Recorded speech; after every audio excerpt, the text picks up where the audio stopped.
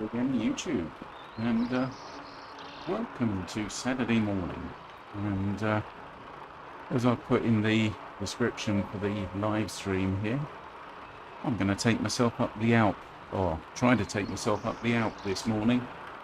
If you follow my channel, you'll know that I'm currently working on getting myself back to fitness after a bit of a hiatus, and shedding some timber in the process. I think shedding the timber has got to be it's big shorts. When you've got them settled, they're all right, but yeah. But anyway, I think shedding the timber is going to be the first part of this. But definitely, I want to see the fitness come back. Now, the last time I did Alpe Swift was probably 6 or 7 weeks ago, right when I just said, when I'd given myself a kick up the arse and said, get fit again. And at that point, my fitness was not in a good place. It's not in a tremendous place right now, but it's in a better place. And I'm a little ashamed to say that for the first time since I've been on Zwift, I actually quit Alpe Zwift halfway up. Now, I'm not going to guarantee that I'll make it up all the way today, but anything over halfway will be a bonus.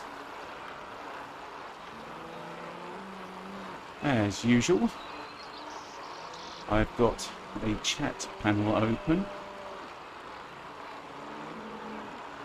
but probably won't see a thing on it. So apologies if you are live chatting me and I'm ignoring you.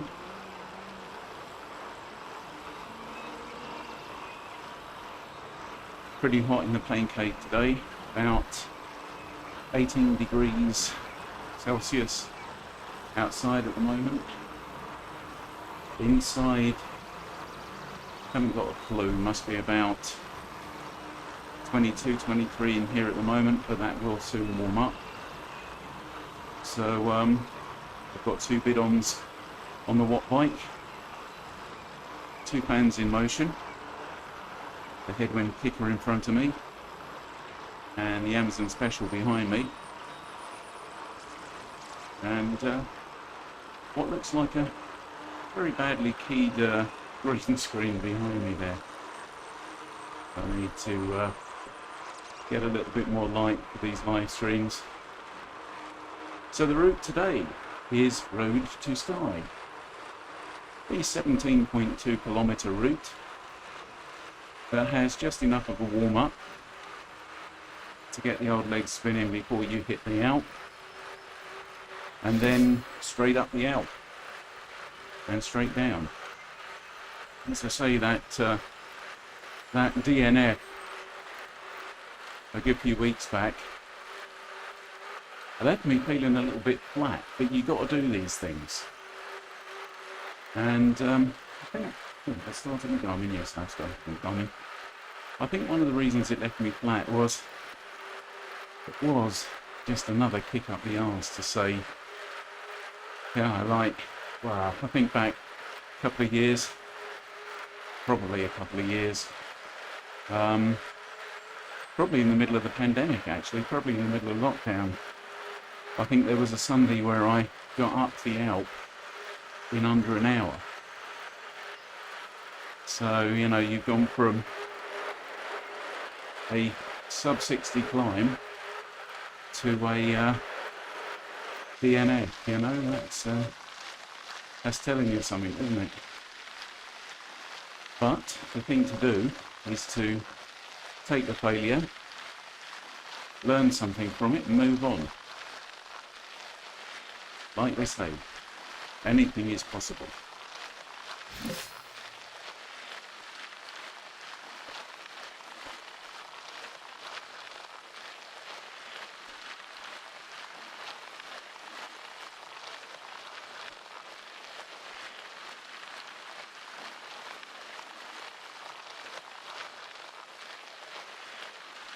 So right now, in probably 8 weeks, I've lost, what was it yesterday?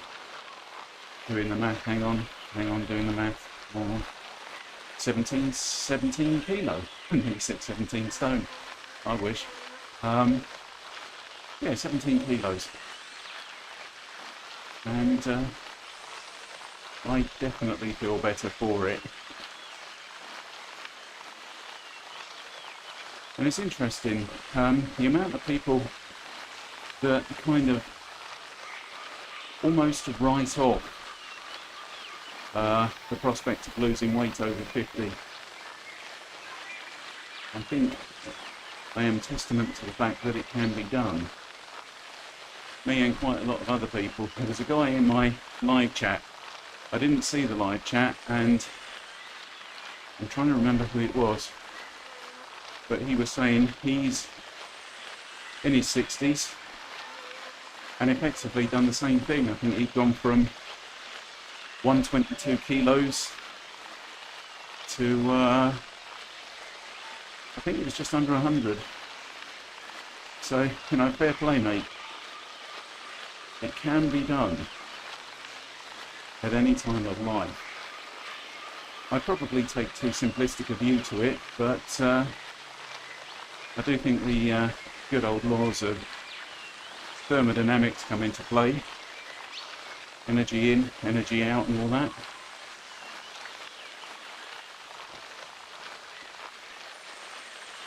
So, I think the target wattage for today will be in the probably 180 to 200 region, and I'm trying not to burn too many matches before I get there.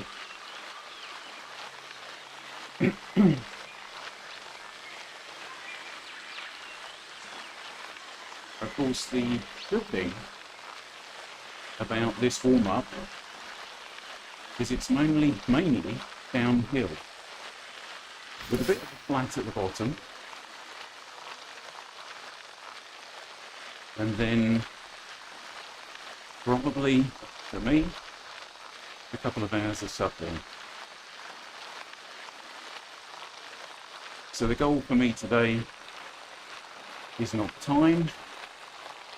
I don't care how fast I get up it, I just care how far I get up it.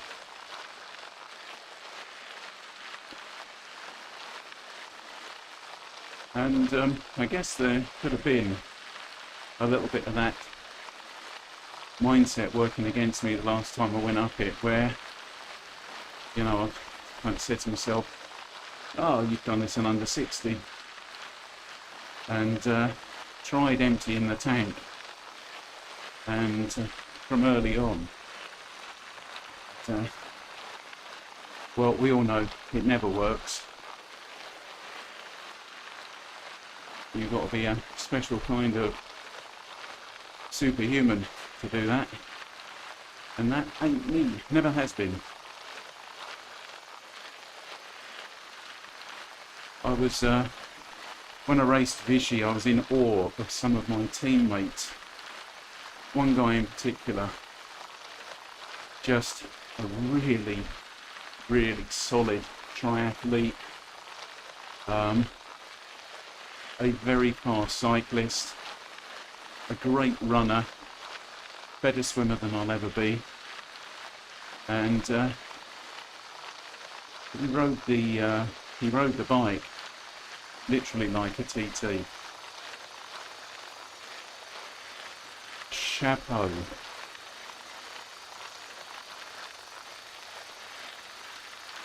I think my average speed around the Vichy bike course was about 18 miles an hour.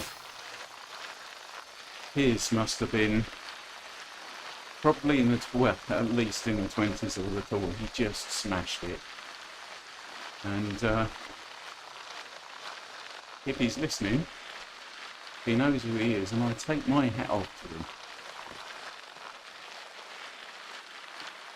And quite humbling, I was out just beginning my run and I saw him, and I think he was probably on his last lap.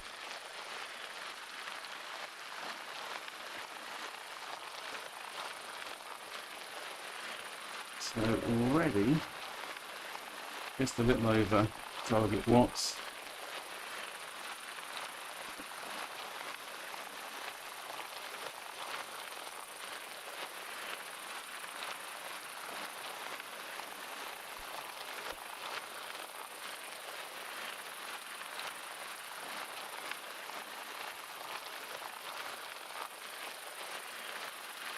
I'll be interested to try the Zwift Climb portal when I'm fitter. That looks bloody hard. And I heard yesterday, I think it was a GP Llama video I was watching. He was saying people are cancelling Zwift memberships because of it. Oh, yeah, it's optional, get it? That's like not buying a car because they fitted air conditioning and you don't agree with air conditioning. Don't turn it on.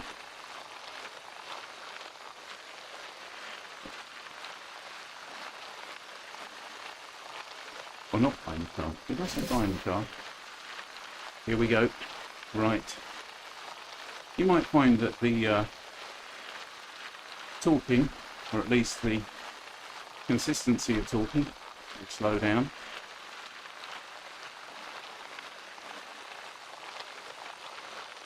And I apologise if you've joined this expecting any sort of superhuman effort. That ain't going to happen. Like I say, it's not about time, it's about percentage complete. Whatever you're doing, don't look at the little leaderboard there that's telling you it's 8.5% for 12.4 kilometres. Dear Lord, somebody's done it in 40 minutes. Chapeau.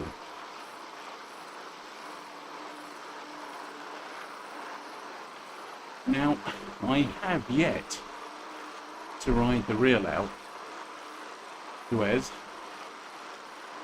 and I'd be interested to know actually how close a facsimile this is of it.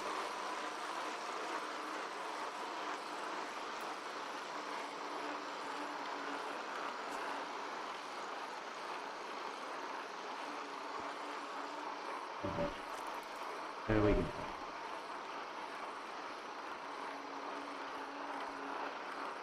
Perfect.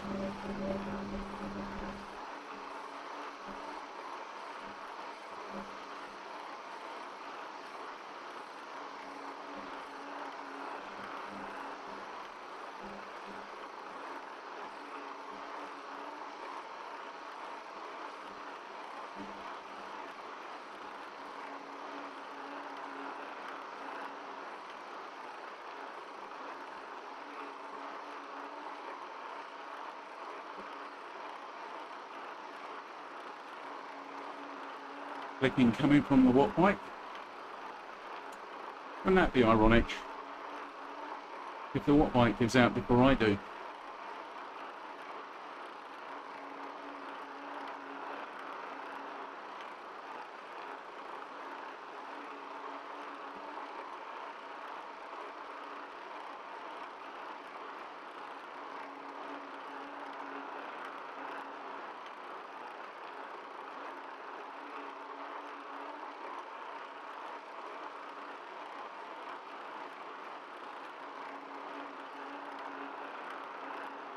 This first sector, look how long it is. That is soul destroying.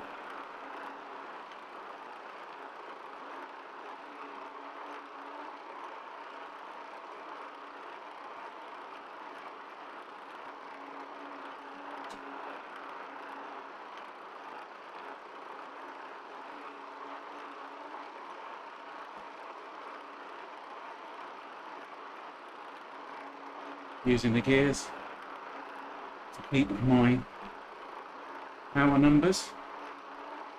Performance condition according to Garmin is +6. Good.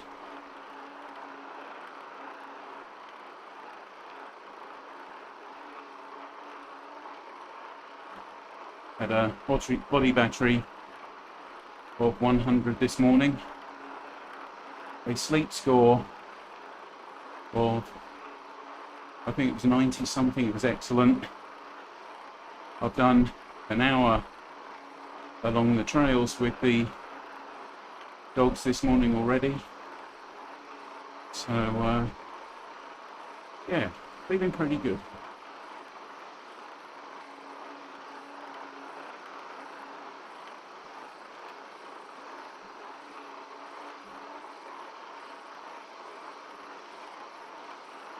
So I appear to be following a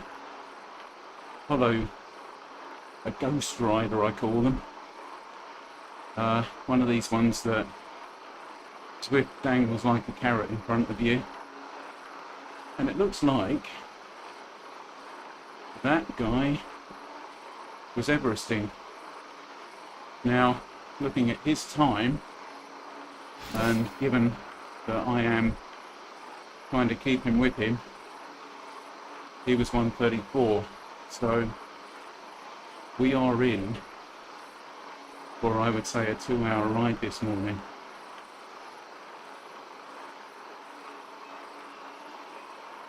I guess that some of the problem last time was that even in terms of being on the road at that point, I was probably only putting in a max of 1 hour at a time,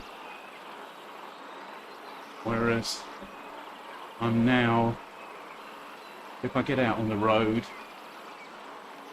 minimum 50k and a couple of hours.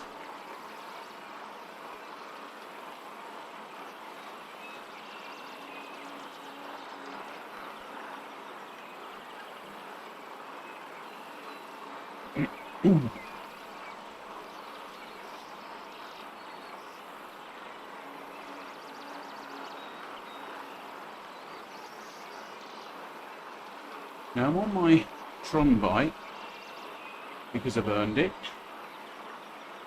and I like it, but I'm wondering if it's actually the best climbing bike on Zwift.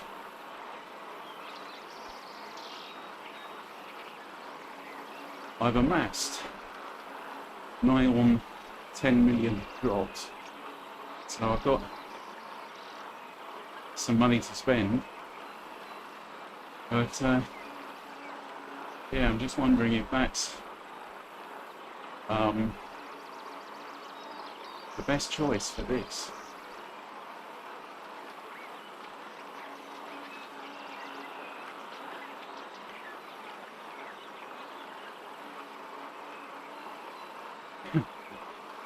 That definitely looks like a trainer problem to me. Matey boys have in there.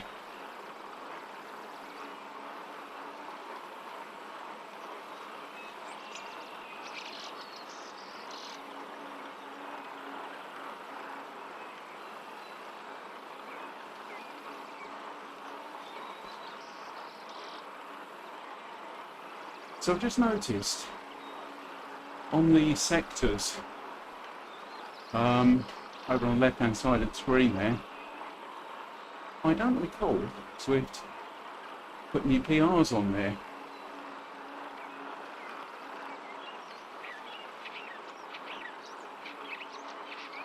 Interesting.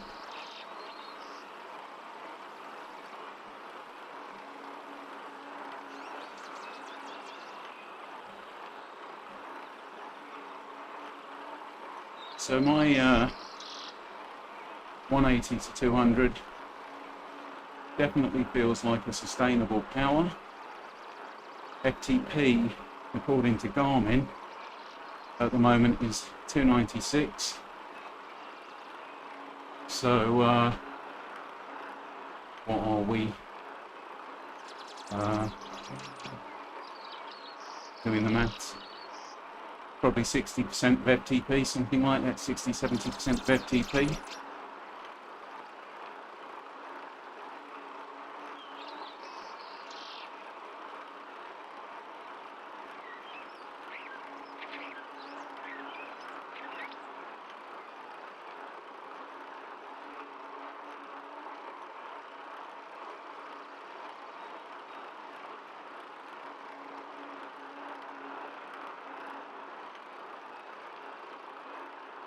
Right. So far, this sector has been bang on the money. 200 watts average.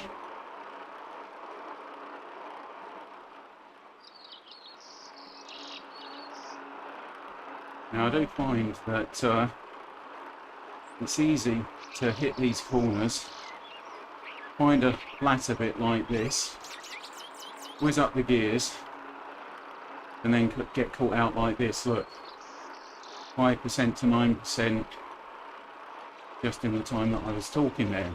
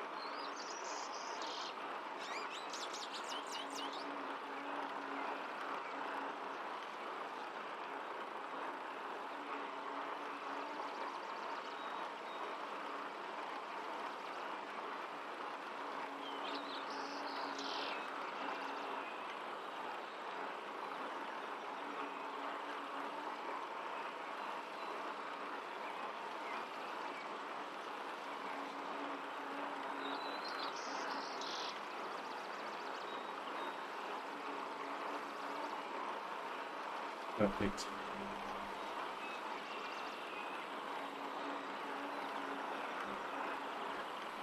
And I think this is the thing about getting yourself back to where you were. Set realistic targets and don't measure today's performance by personal bests. There'll come a time for that, and you'll know when it is. But if, like me, you know, you're just literally getting back with a plan, I think that's a very counterproductive thing to do.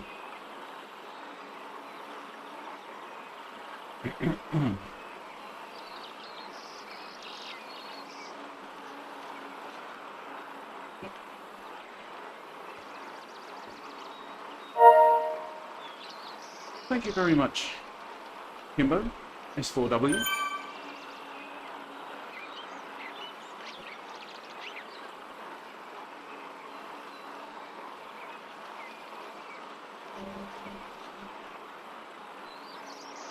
$180, there we go.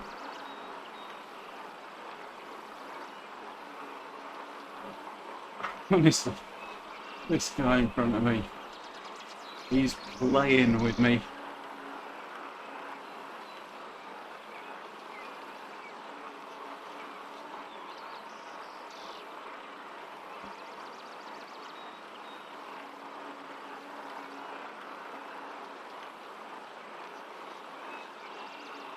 Another thing I do on Zwift, which you've got to remind yourself not to do, if you've got a goal, you might be best to build that goal as a training plan and let the trainer control you,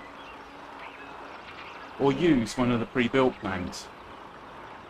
I will often jump on the watt bike with an easy session in mind, and the Garmin has said to me, base or rest, and you get caught up racing people.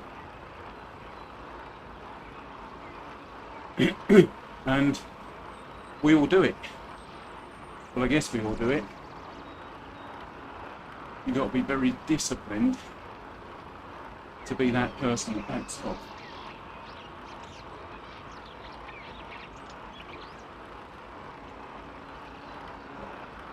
Little 12% ball here.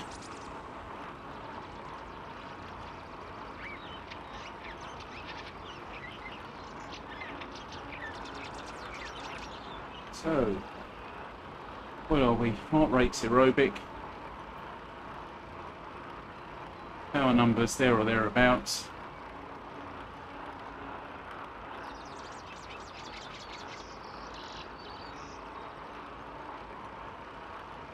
On this sector, holding a 183 average.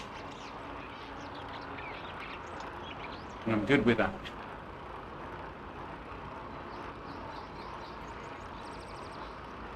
Well, see how we're doing when we see the Yeti.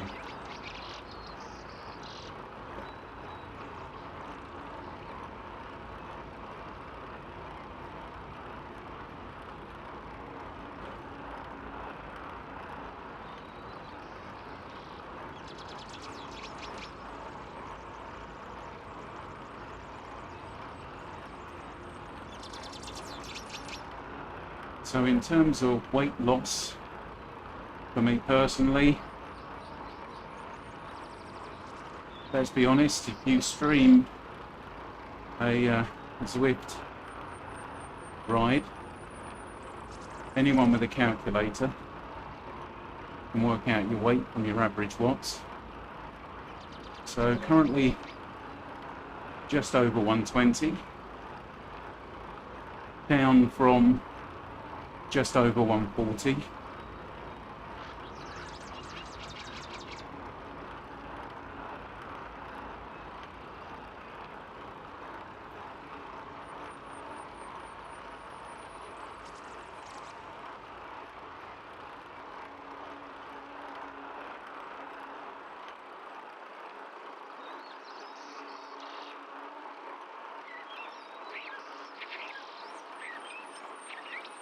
Oh, look at that. I didn't think there was a power up here.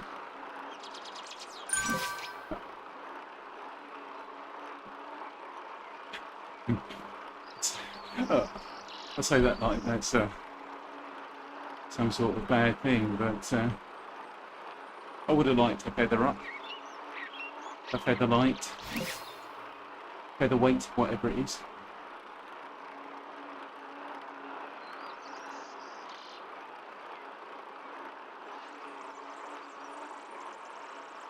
Again, going back to that DNF I did on the Alpe, I think a lot of it, any endurance athlete will tell you, it's the mental game. And on that particular day, I'd quit on it. I think I'd quit on it probably about turn 17.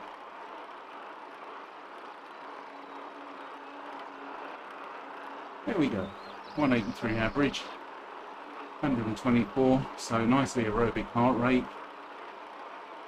power number where I want it to be.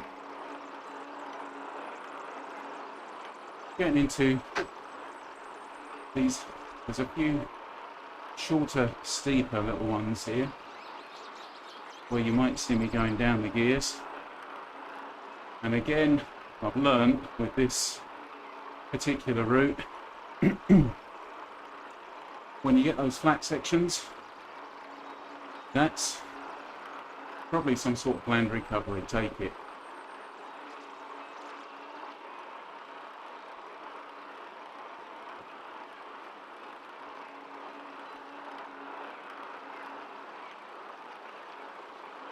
There's only 6 miles of this left.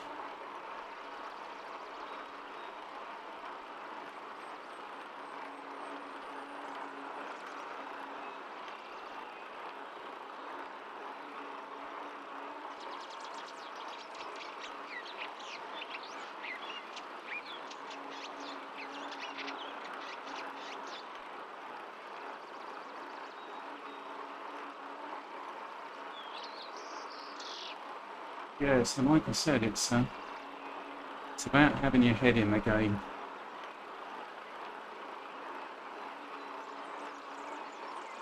There was a really good GCN video I watched. In fact, just yesterday when I was on the turbo with, I forget the guy's name, the ultra endurance rider.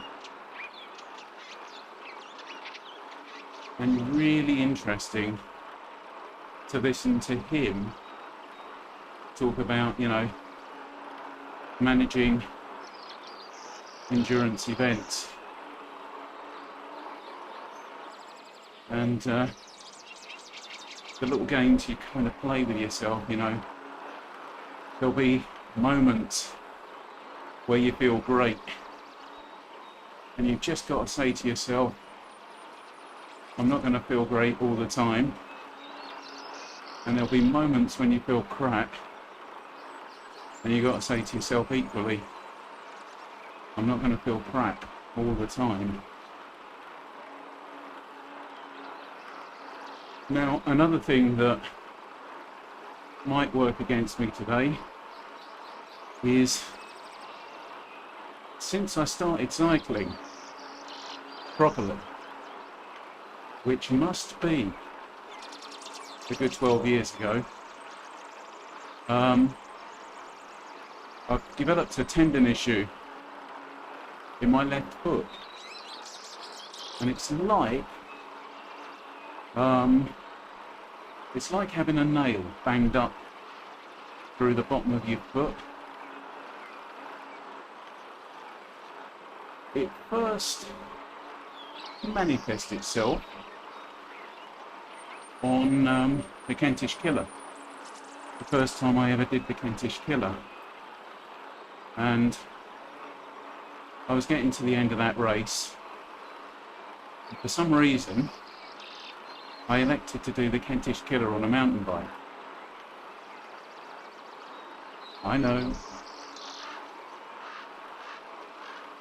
And yeah, by the end of that race, it's almost like I'd created that condition.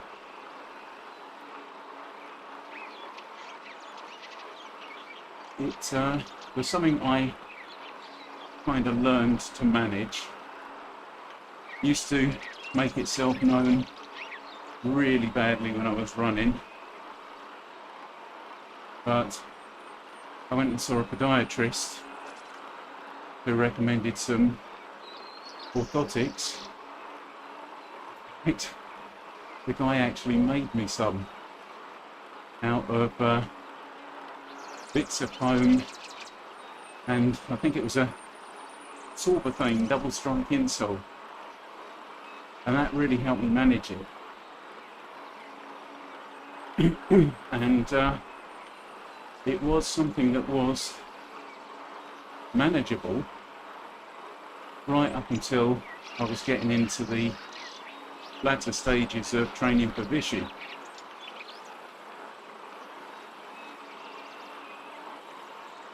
And on the race, I got to, I'd say, must have been something like 2/3 of the way through the bike.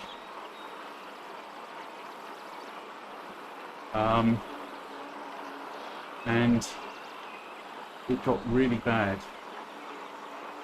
So, yeah. But when you're in a race like that, you switch your head into a different mindset. And I did. I just went, you've got to get through this. You are not DNFing your first Ironman. And I went with it.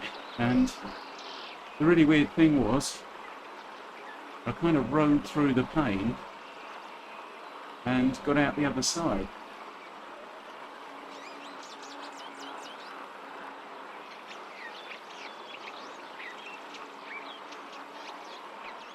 So right now, I'm a little bit below my 180 minimum target, but like I say, this is about the finish, not the time.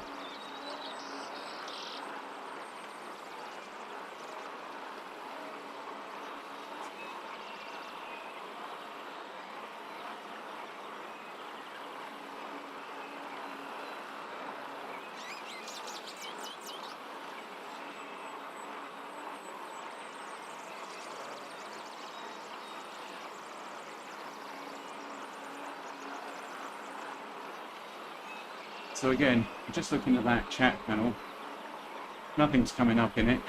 So if you are typing chats, again, sincere apologies.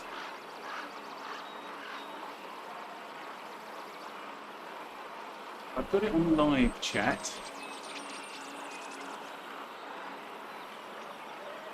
Let's see if I can play around with it.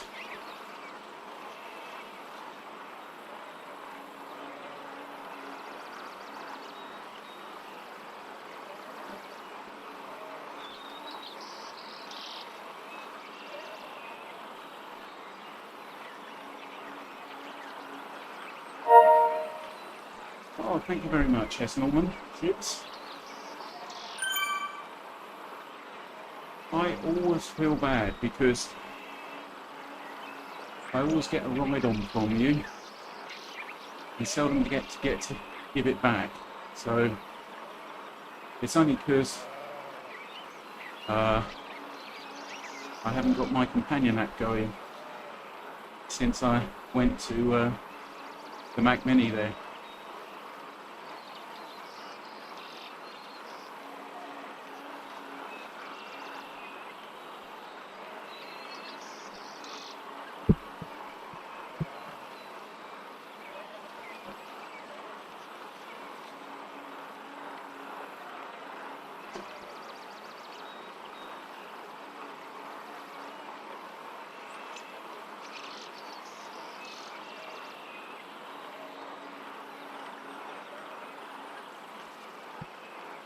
Little stand, never hurts.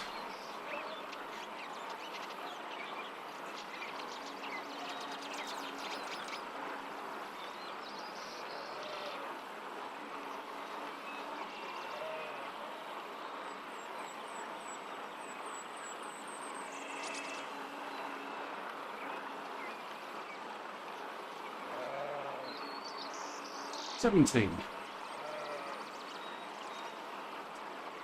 4 watts shy of my target min average.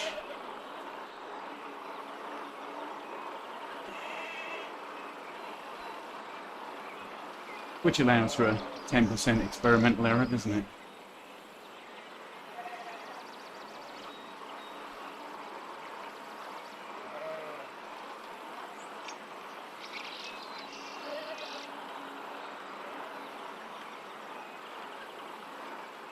Now I've just ignored my own best advice there. I've gone up a gear.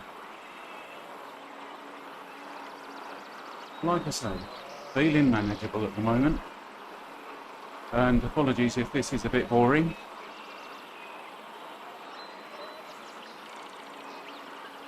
I see it's moments like this where normally get sucked in and would be chasing Matey boy up the hill there. Fair play to you, mate. Go for it, fella. I ain't.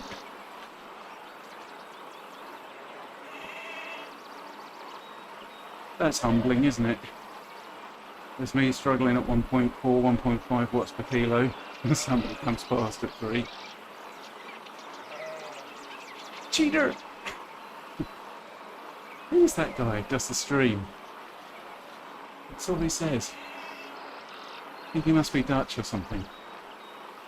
Entertaining to watch.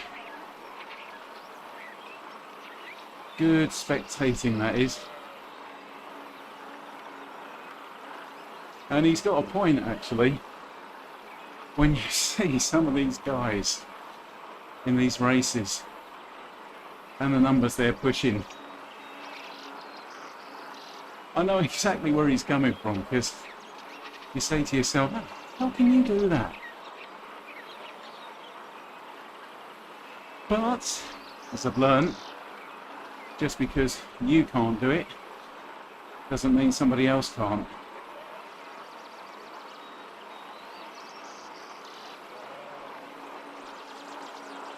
Oh, nice castle. Not entirely sure I remember that.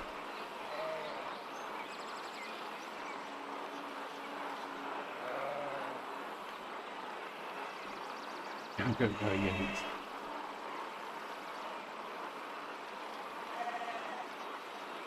What must that be like to be a pro? And, you know, that level of support. I suppose, you know, it's a double-edged sword, isn't it? Because I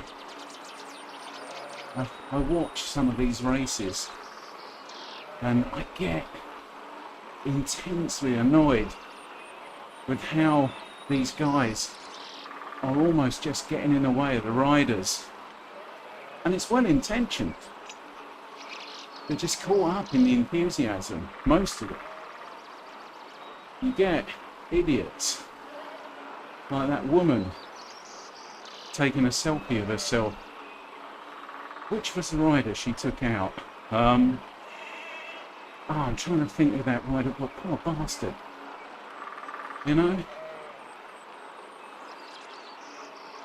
Not only could that have been season ending for him, and I don't know, it might have been actually, it was a bad crash.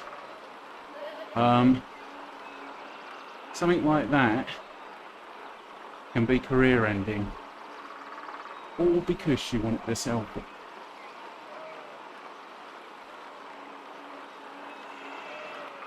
But the one rogue idiot like that aside,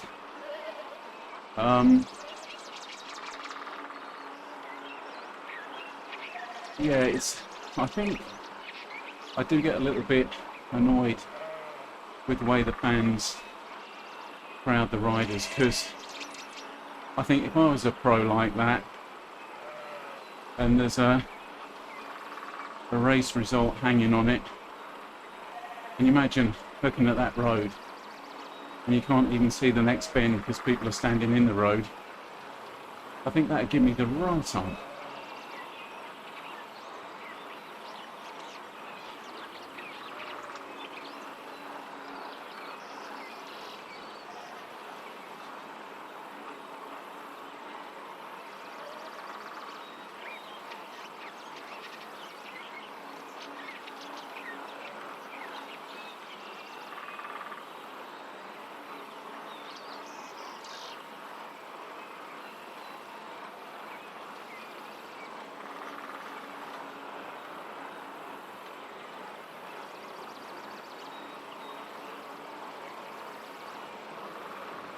A little bit of snow.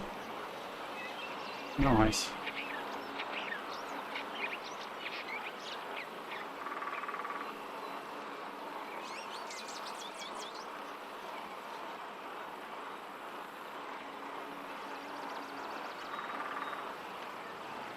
%, gradient.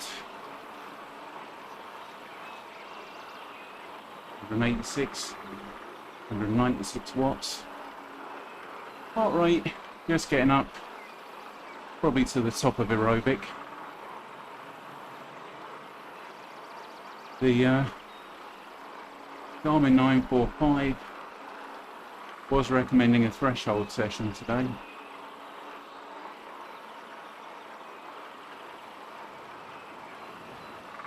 Which I think is something like a warm-up, 20 minutes at 285 watts, short recovery, and another 20 minutes at 285 watts.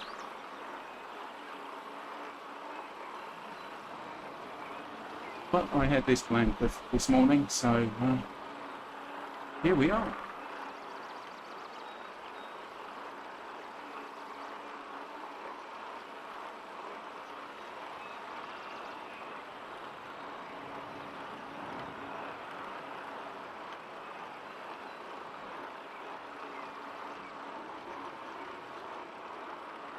And I don't know about you, but when I race, I always just kind of race myself. There was a short, brief period where I thought I could be competitive. Or shall I rephrase that? I thought I wanted to be competitive. And indeed, in that time, I got a top 10 age group finish. Before anyone says anything, there were more than 10 in my age group.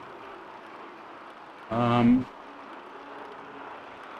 yeah, I remember at that time I did was it the King of the Downs with a couple of mates who honestly thought I was doping or something because I was just handling the hills so well. There was a bit of a lance thing going on, but it was just a bit of focus, and I actually attributed some of that to beetroot shots.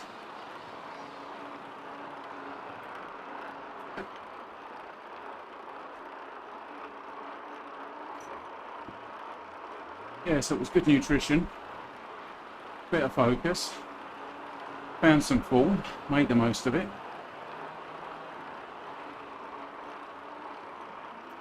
Now that, almost there, is a lie.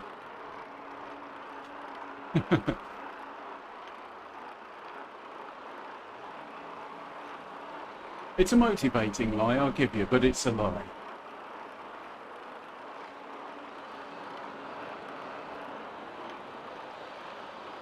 Right, just gonna have a stand.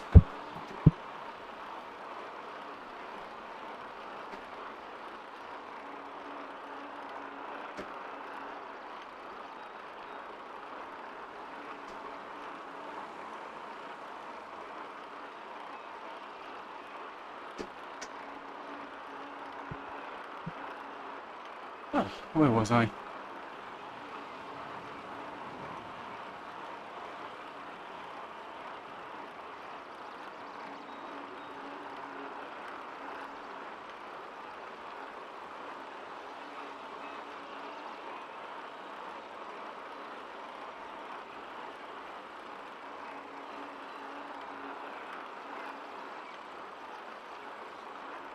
Right. So these next couple of sectors, I think, are slightly easier gradient. Looking at the turn markers, we've got a bit of a climb between 12 and 11.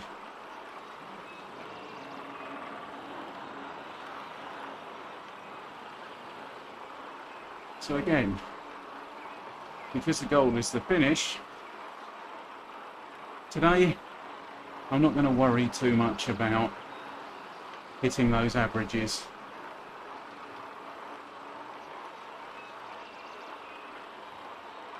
I'm going to worry more about hitting the top.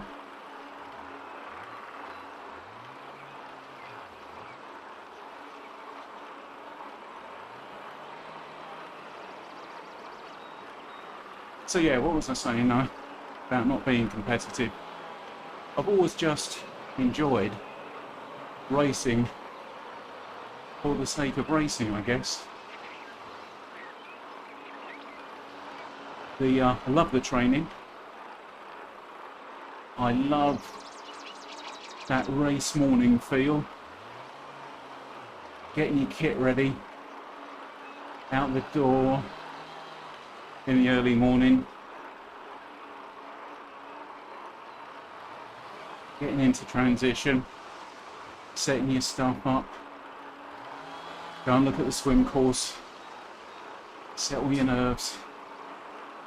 Love it, love all that.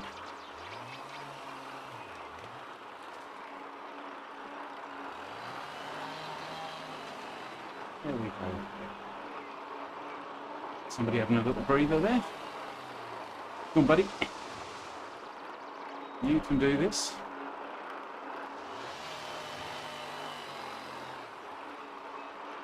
You definitely can. Cheetah. Nope, just Fido.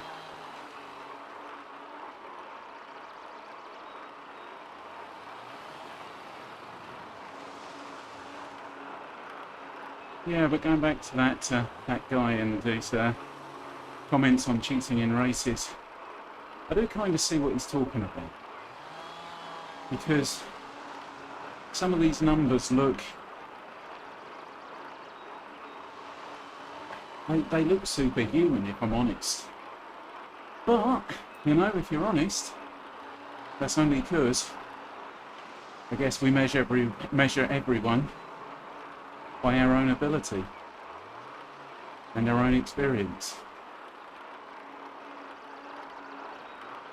But just because, and I'm 80 boy there, same distance in as me, holding twice as many watts, just because he can do that doesn't mean he's not doing that. Just means I can't. And correct me if I'm wrong, but I think Swift do go to lengths to ensure clean racing. I'm pretty sure you have to have some sort of verified weight measurement in there. And again, I haven't Swift raced, so you tell me. I think you've got to have some sort of verified weight measurement. I thought, but I could be wrong.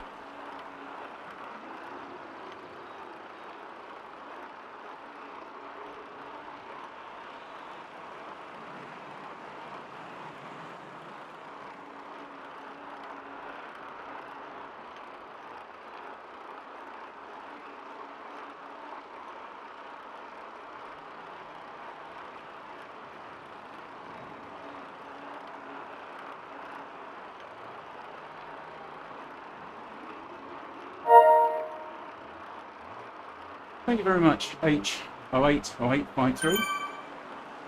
And, Jesus. Is that guy Everesting, I wonder? 60k in, and he's knocking out 3.1 watts.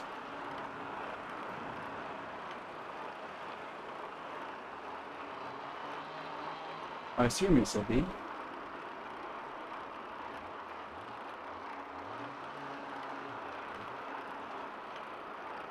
They are pushing out 2.6 watts per kilo. Yeah, oh.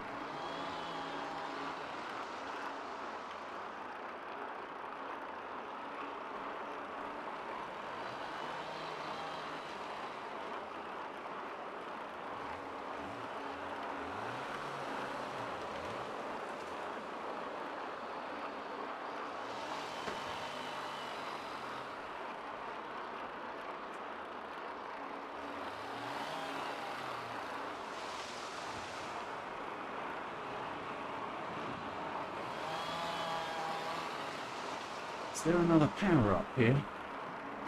Please let there be.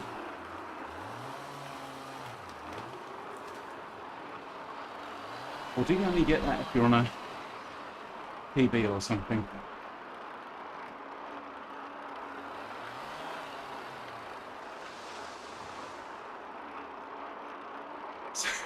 As you can see, I have ridden it a few times.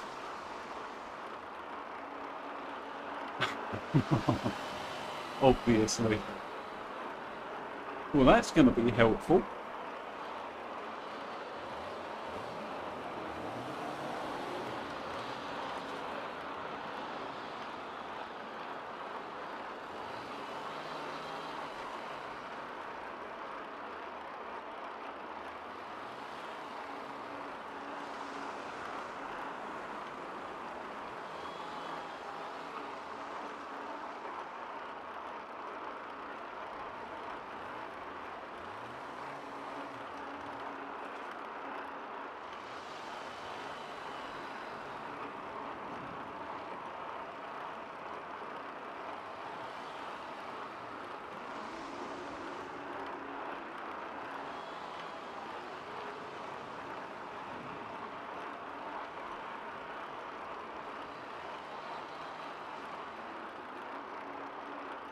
Working a little harder here.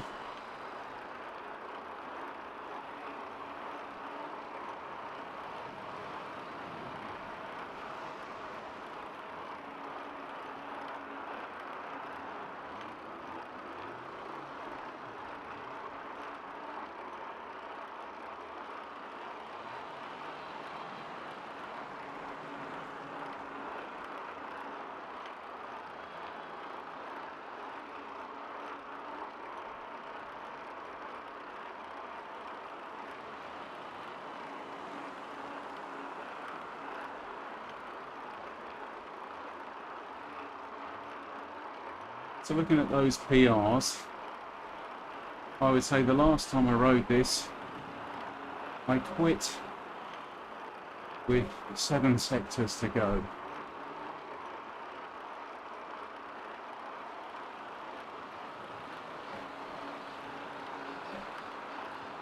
So what's that? 2/3 of the way up.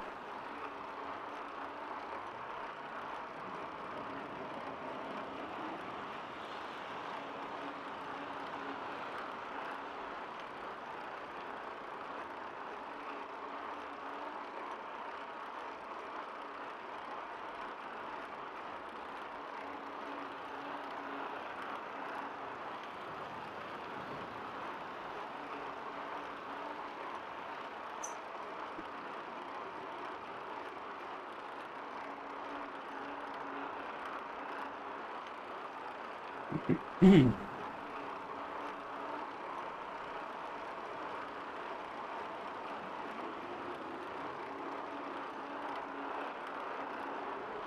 12 turns to go.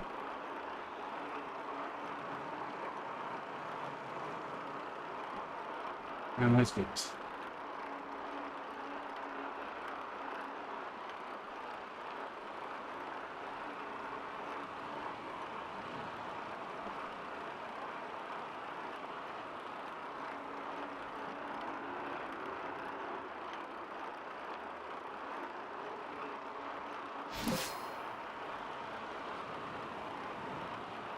I am still live.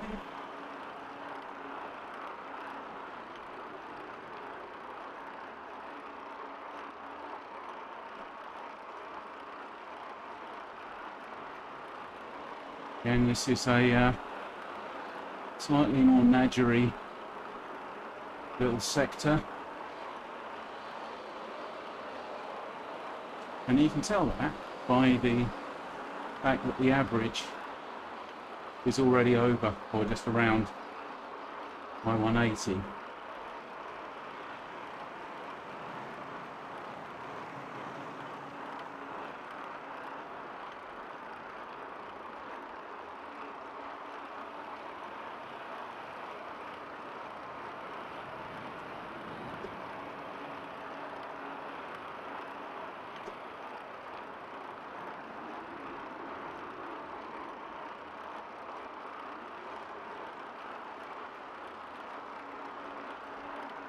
There we go.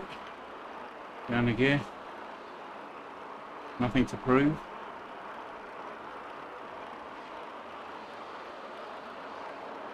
Yeah, so going back to racing for the sake of racing and just because I love the race. It's just that getting set up in transition, look at the swim course, settle your nerves, get your wetsuit on, get in the water, get warmed up, wait for the gun, the whistle or the klaxon, or depending on the quality of the race, somebody just shouting go. That fight in the water, kicked in the face, kick other people in the face, swim over people, people swim over you. Always said, the only thing that can genuinely prepare you for a triathlon swim start is a triathlon swim start.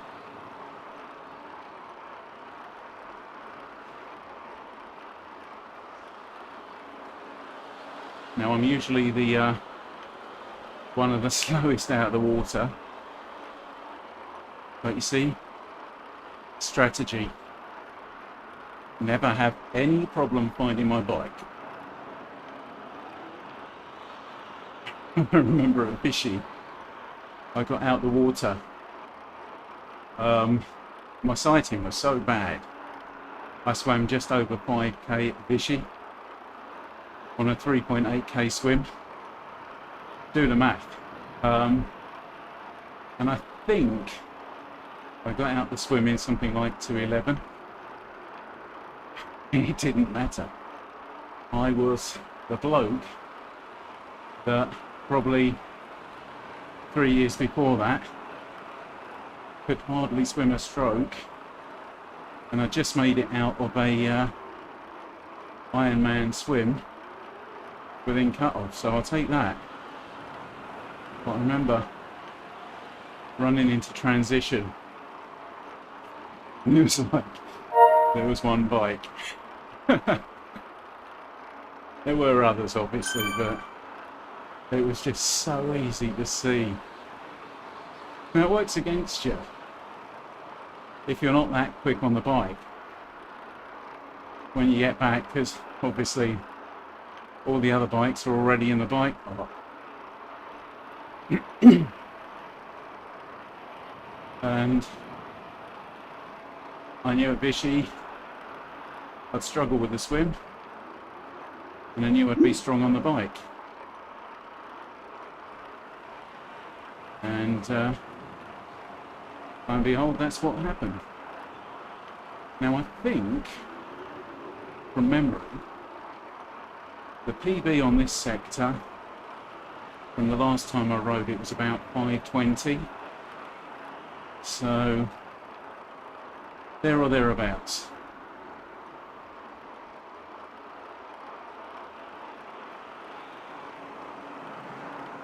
Probably feeling a lot better at this point than I was the last time I rode it.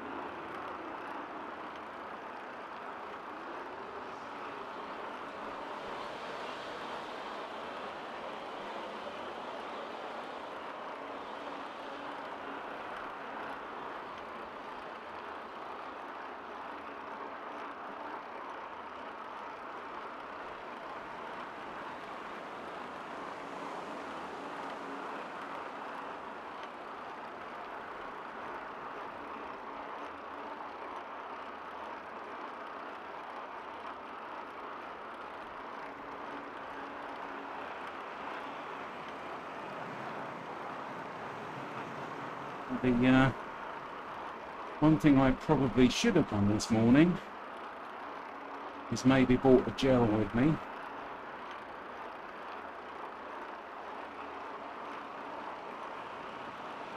But let's be honest, at this intensity, I'm in the fat burning zone. So if I can keep it there, that's a positive.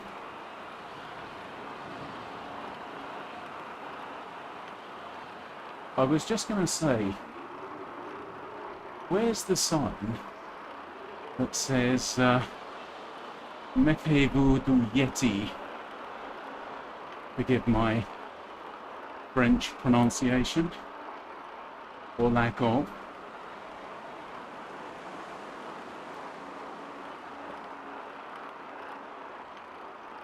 And inappropriate gear selection.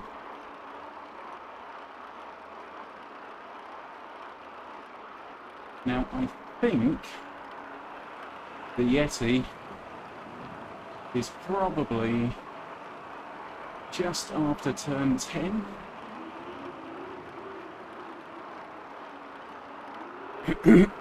And if you've not ridden the Alpe before, that does kind of signal your midpoint for the climb.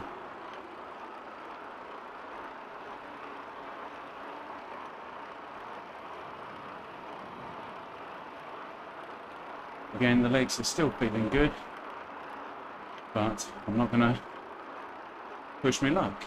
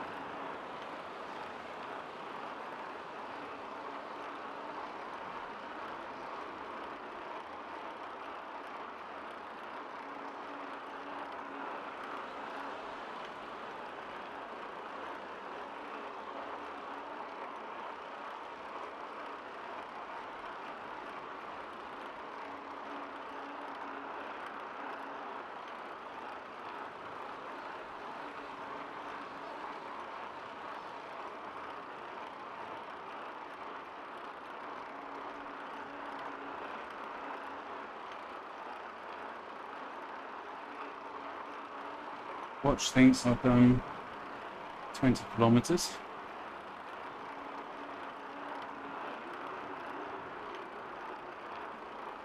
Now, again, I think PR from the last time on this segment was 4:44. Can somebody remember 5:41 as the PR on the next?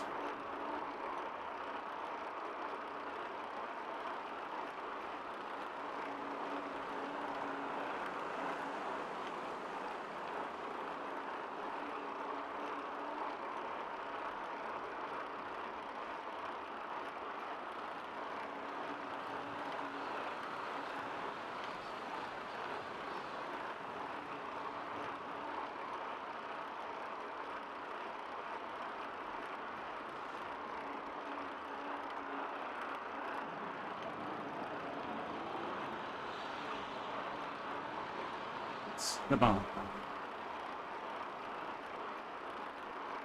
Good effort.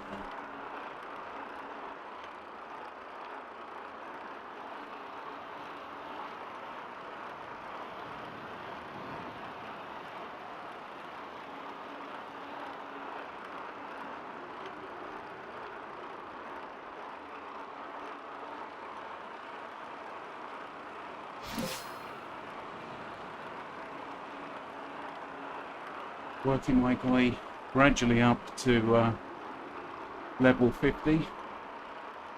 I think it's at level 50 you get the fire socks on Zwift. Boy, do I want those.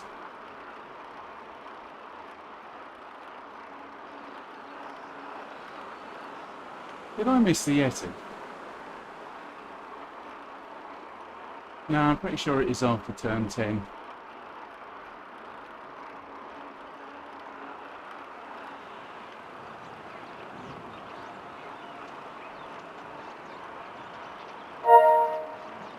Ah, il Tamini. Again, did my Italian pronunciation. Tamini.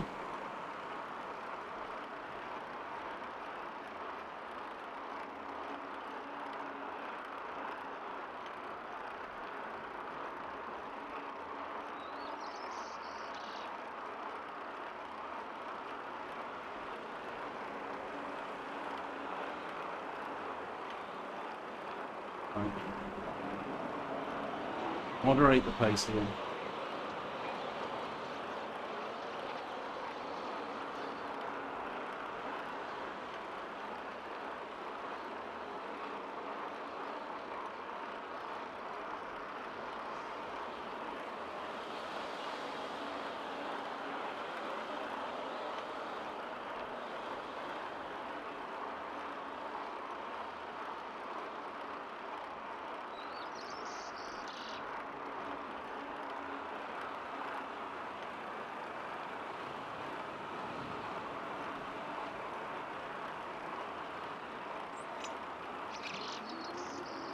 Snow devil there. Now you see, this level of graphics, I just didn't used to get with the Apple TV, but I do with the Mac.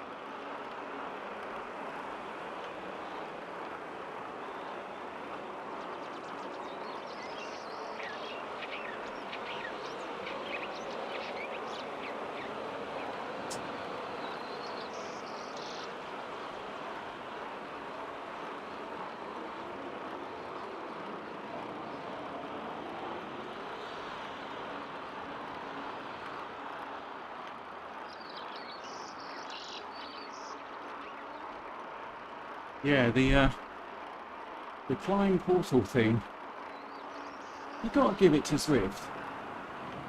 They seem to be getting some stick for that because, well, let's be honest, because it's change. And, you know, people want photorealistic graphics and all that. Good on you, Swift. You've done something new, and I approve. I haven't tried it yet. Maybe that'll be the next long live stream. Now, is it me, or did there not used to be a marker at turn 10?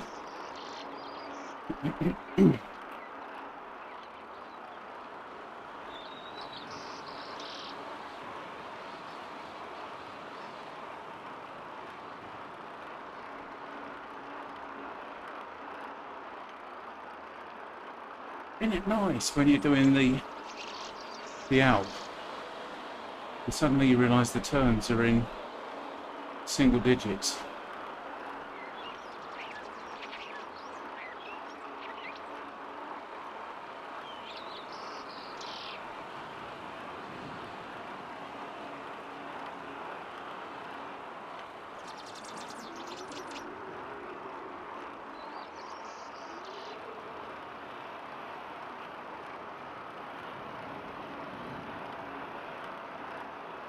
So, touch wood.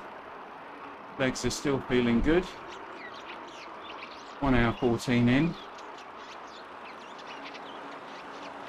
Like I say, an hour along the trails with a couple of mad spaniels this morning.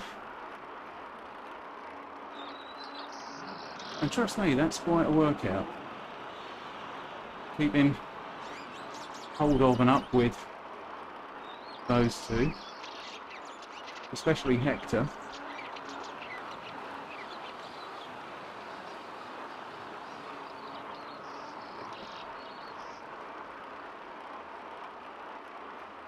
Right, I'm getting sucked in a little bit here. I'm burning some matches. Back in it.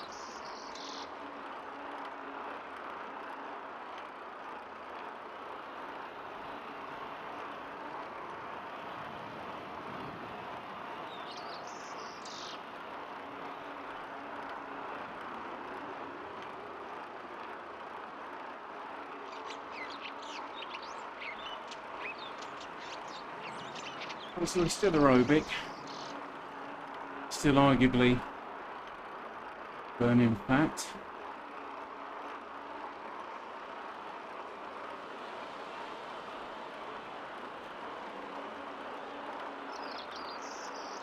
So again, if you are putting comments in the live chat and I'm not seeing them, sincere apologies.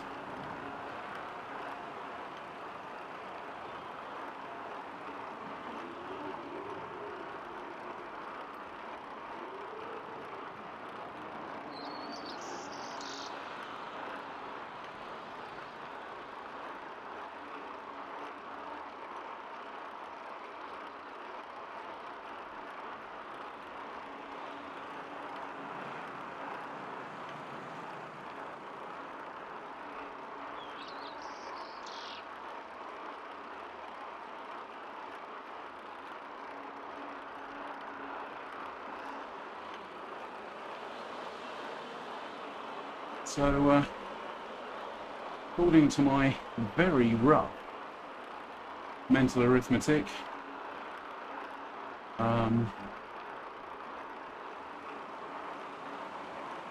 I thought there was probably about, after this segment, this sector, there's a Yeti. Hello, mate.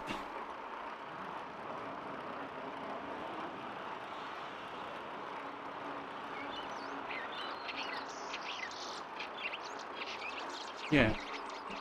I was kind of totting those distances up on the remaining sectors, and I think there's about 5.5, well there probably would be, because actually looking at the distance of the course remaining, 6k remaining.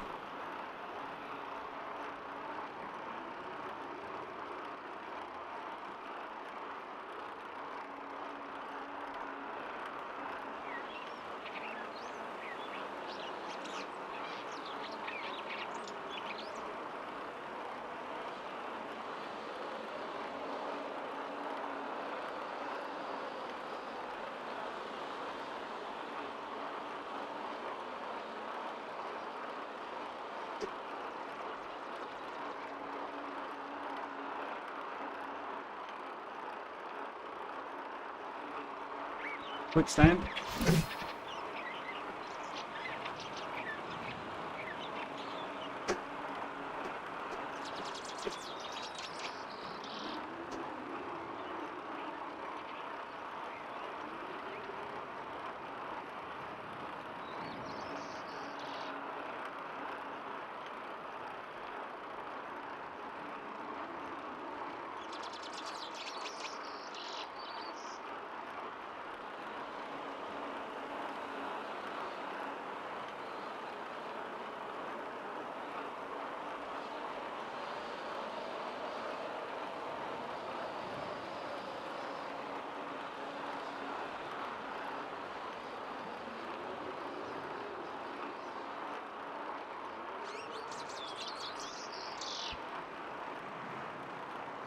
Now, if you're a Watt Bike Atom user, you'll probably have an idea of what happened there. The hoods on the shifters, after 6 months of use or something, go really sloppy. And then you find them moving about whilst you're riding. You got to change gear, and either nothing happens or you go the wrong way.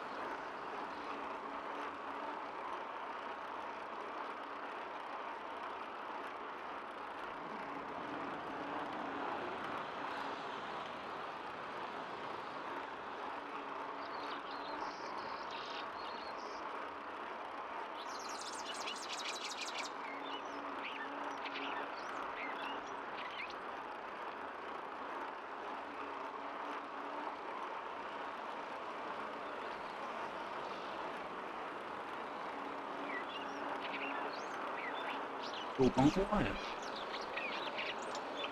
Thank God, you all say.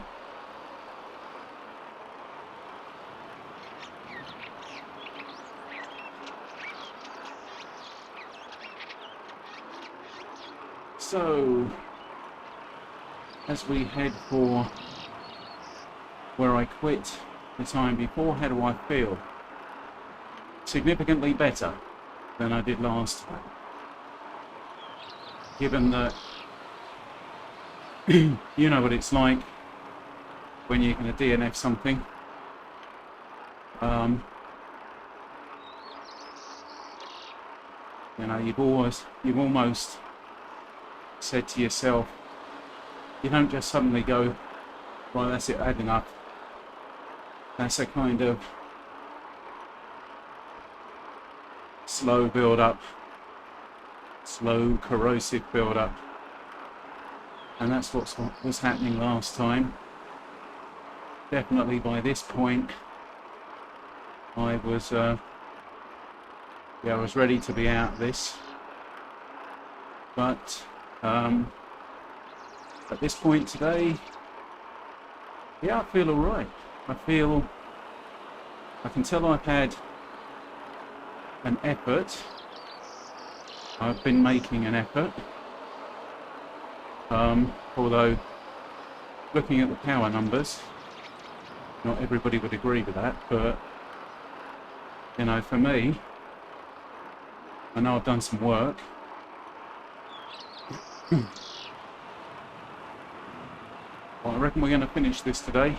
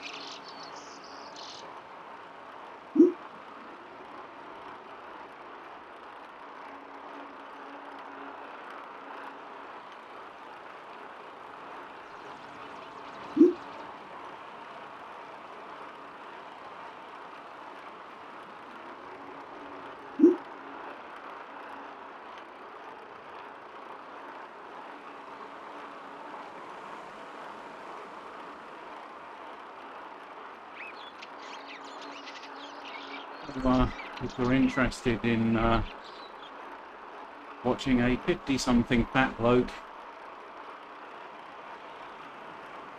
who is a lapsed triathlete, Ironman, what have you, get himself back into shape, give me a channel I follow.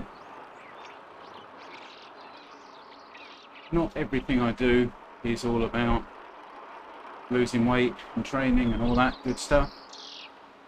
I am a bit of a bicycle tinkerer, so I very often do maintenance stuff on my bikes. I, for example, am thinking of doing a video very shortly on waxing my chain. Something I've flirted with for a while, but just never really got round to, because it's a palaver. I mean, why would you, degrease your chain, then strip your chain, then bathe it in acetone, Then melt wax in a slow cooker, dunk your chain in it, let it set, then have to spend 40 minutes getting the excess wax off it after it's set. Something like 10 minutes bedding it in when it's on the bike. And then I understand it's noisy. I mean, why would you do all this? Well, I understand that the long-term payback is what's worth it. And I'm thinking, especially with a gravel bike, that could be worth doing. You've seen in some of the other videos I've got, some of the trails I've ridden, literally mud up to the axles.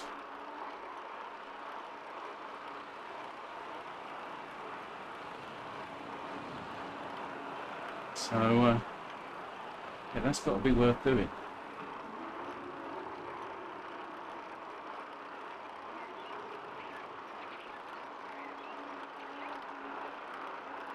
But right now, I'm focusing on getting myself. I've had a rough few years. We all make excuses. That's my story. But it has been a rough few years. And you get your head out the game. And unfortunately, once that happens, yeah, it's hard to get back in. As I have proved to myself countless times.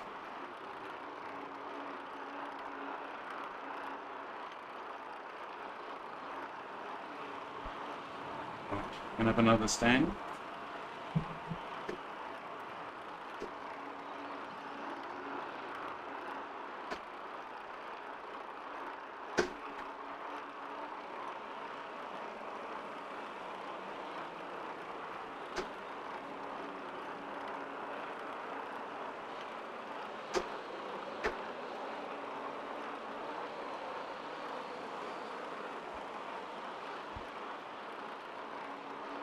So already further along than I was last time.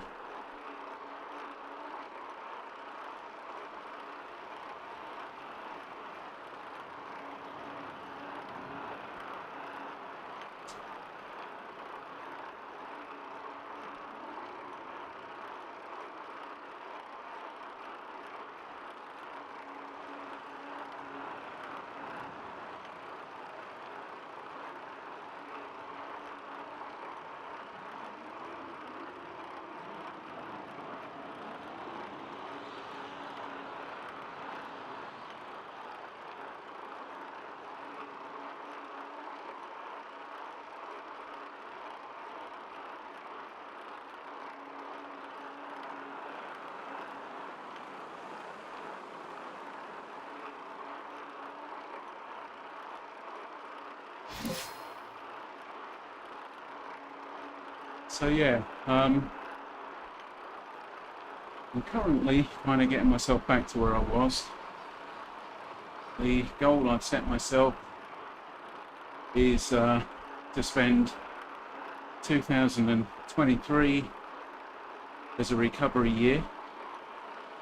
And by recovery I mean just getting dialed back in, burning some timber, increasing the fitness, and then 2024 back in a wetsuit. So I'd like to possibly get a duathlon in before the end of this year. There's a late season one that happens locally, which was the first multi-sport I ever did. Great Notley. So possibly get one of those in, and then next year shoot for an Olympic and possibly a middle distance. We've got again, we've got a local middle distance, the Banbridge Half, my first middle distance race.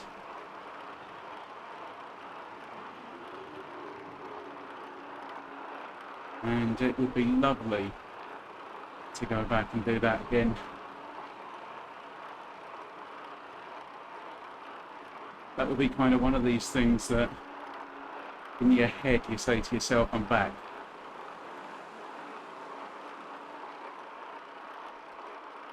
And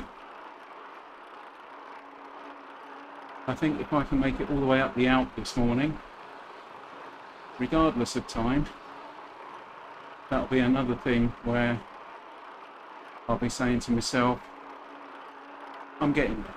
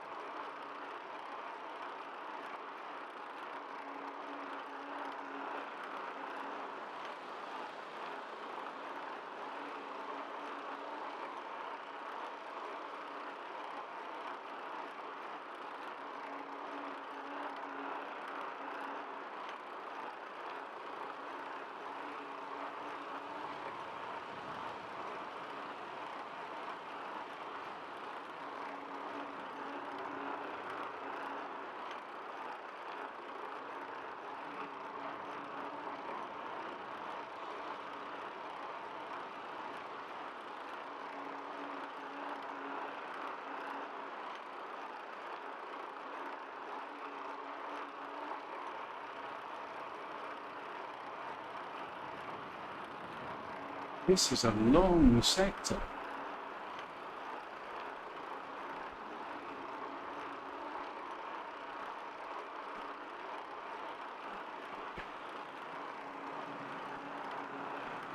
I think, oh, excuse me, after this next bend, you're into the snowbanks on either side of the road.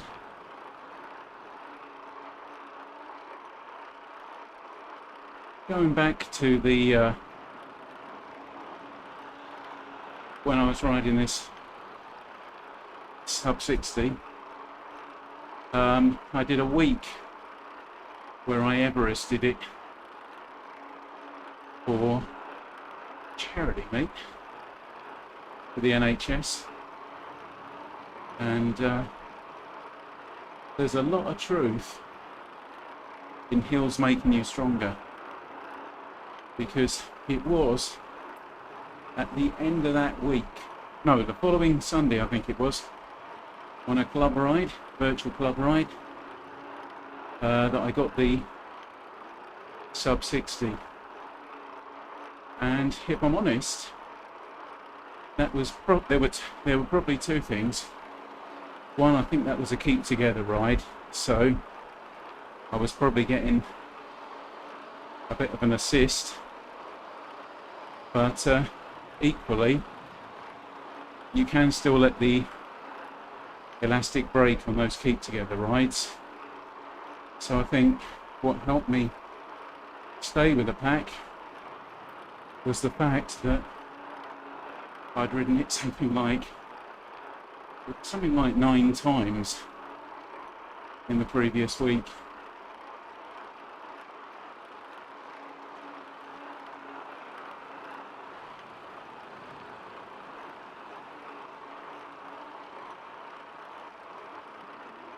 So what have we got left to climb? We've got about 275 meters left to climb.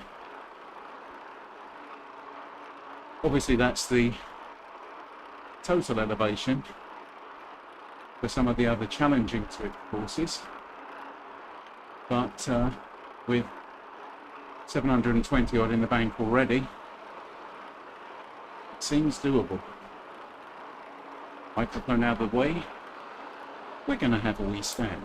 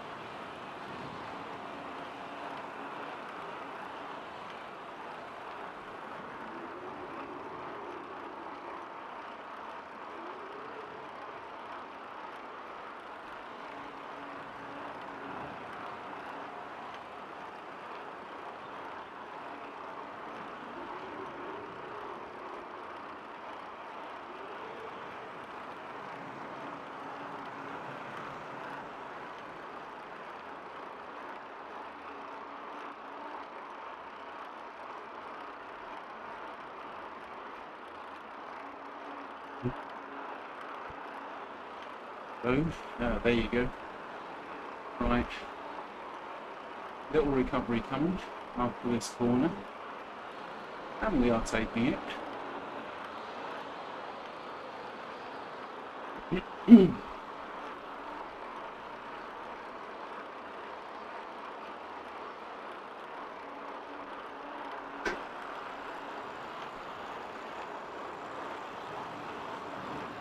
Look at that. 180 average, thank you.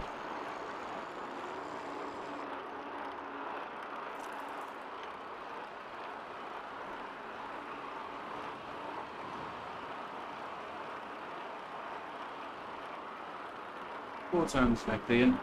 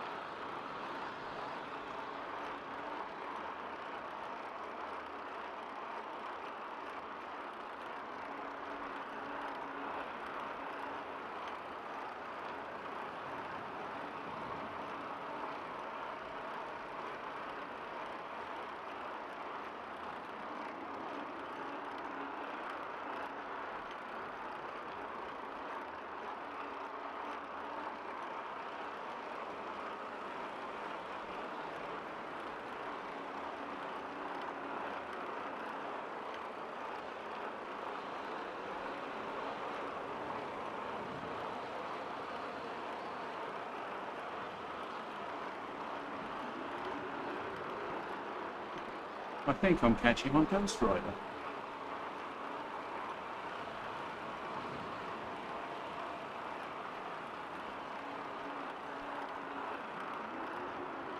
So let's be honest. If they are were Everesting it, I probably thought 9 kilometres in, time to save some matches.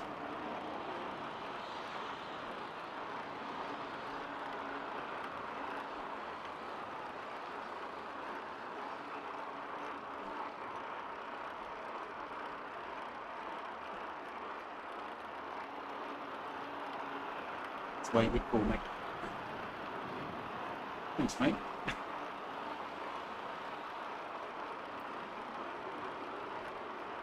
You watch them sprint past. I've always said that when you get onto the run, off the bike onto the run, a run walk can be as quick as a run run. I always feel it's some sort of failure if I haven't run, or what I perceive to be run, the whole run course. But then you get these other people, you know, who are run walking, and you'll trot steadily past them whilst they're having a little walk.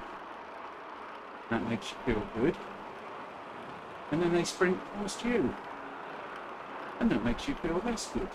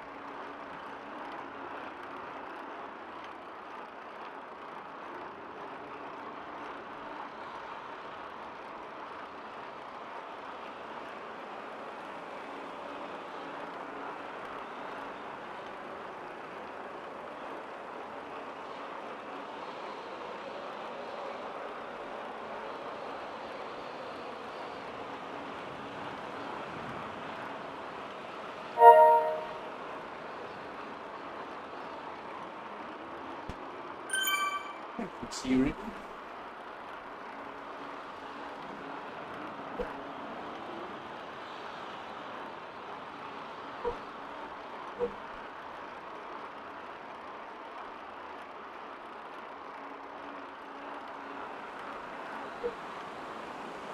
Bits are out there.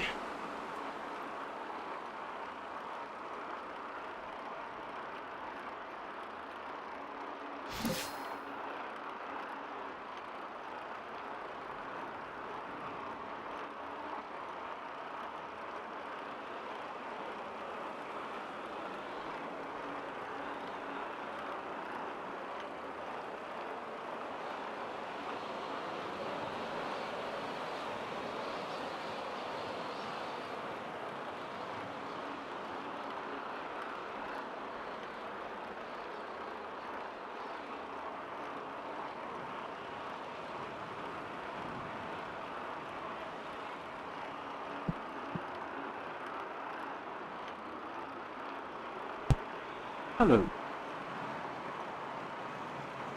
Ah, there we are. Slight audio malfunction.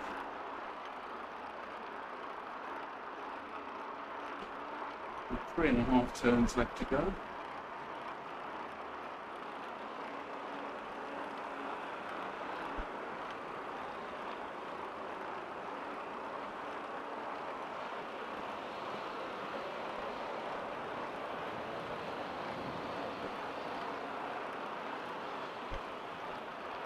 Hydration.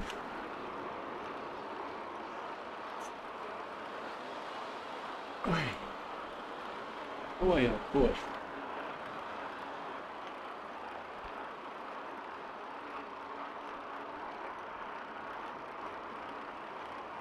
So the flying portal, to believe the Col de Tourmalet, which I understand is harder than this.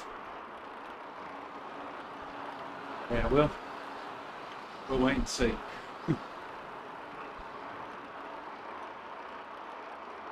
Then don't care. Suppose. Yep. Don't give up. Never give up. Yeah, no, I don't think so.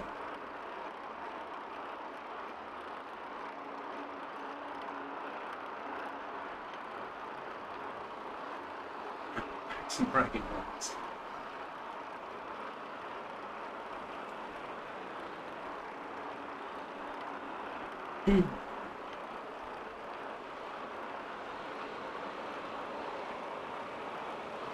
So another long sector here. 800 metres, half a mile. What are we at the moment? 4%. That's about to go to about 6, 8.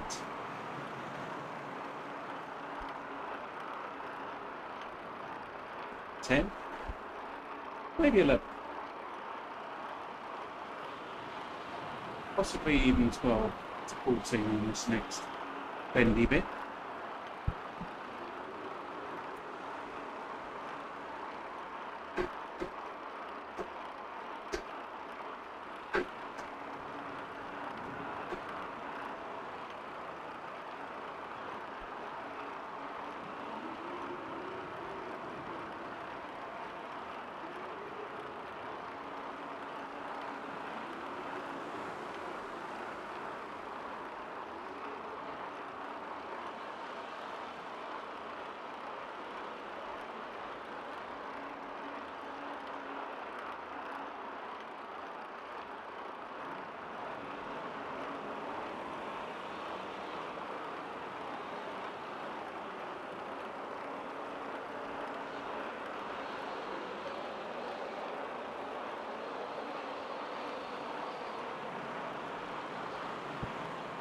Just gone threshold.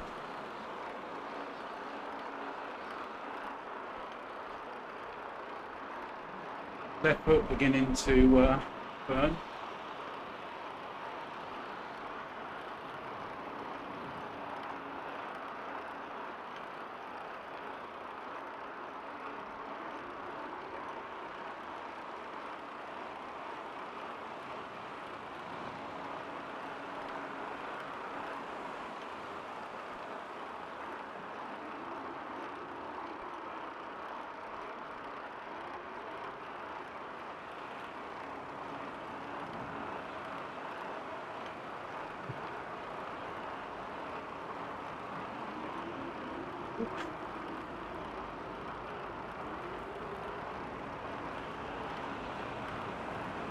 There's that shifting issue.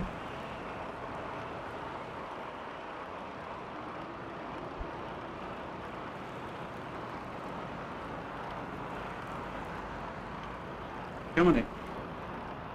2.5 turns to go. You got this.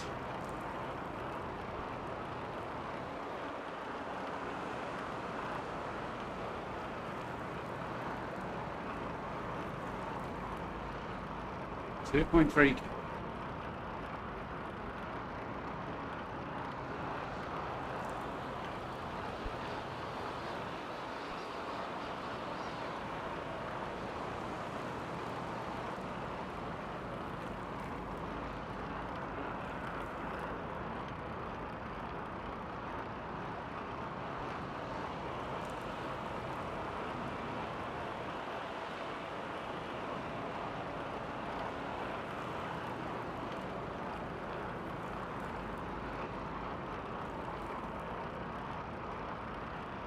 So, if you are watching this live,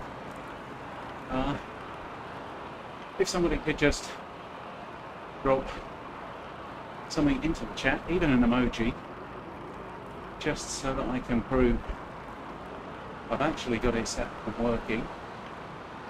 I'm thinking of going to, is it Streamlabs? Because their chat panel looks a lot easier to read.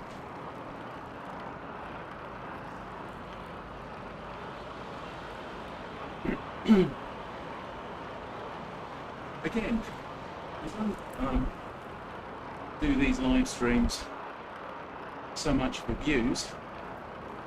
For me, this whole channel is a little bit of a diary. And for example, here's a good diary entry for me. Didn't make it up the Alpe the last time I tried, but I did this time.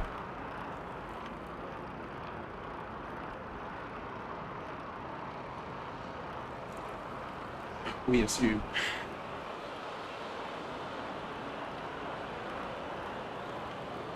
Bills.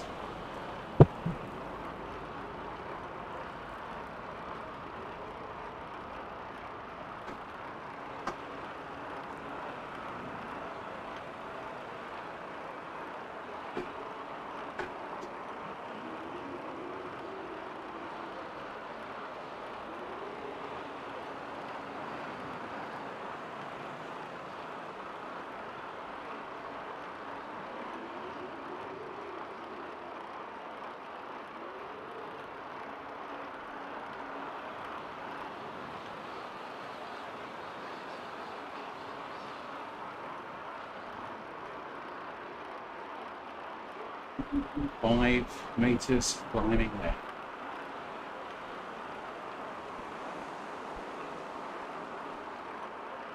Walk in the park. Some of the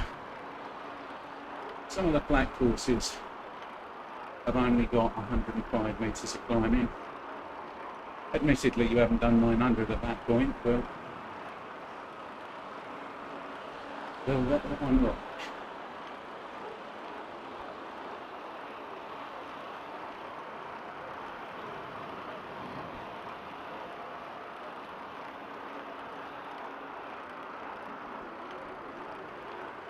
I think one of the things that has helped today as well is my 2-fan setup. See my last video on the Wahoo Kicker headwind fan for more on that.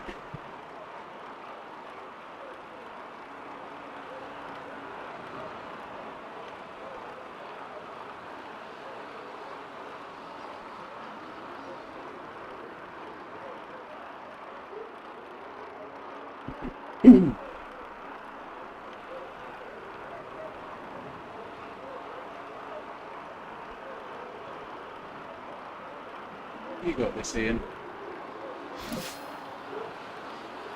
I was first couple of times I did the Alpe, I always had it in my head that this was the last turn. I don't know why. Just, you can tell you're near the top.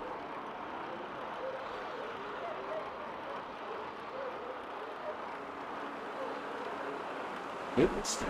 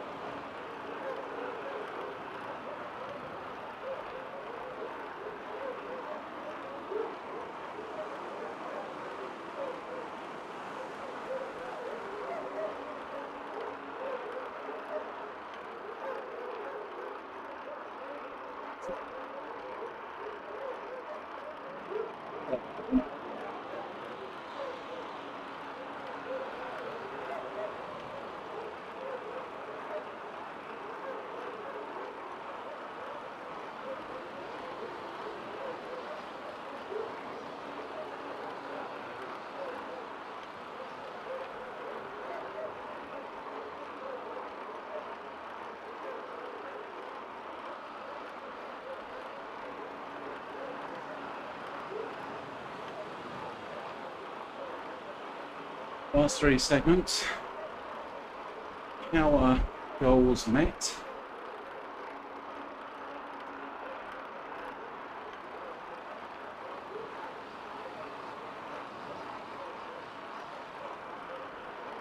And I've probably been within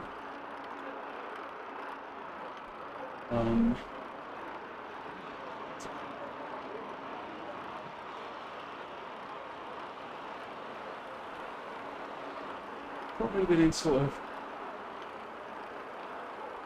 7%, I reckon, of my 180 goal for all of the segments, or 1 or 2.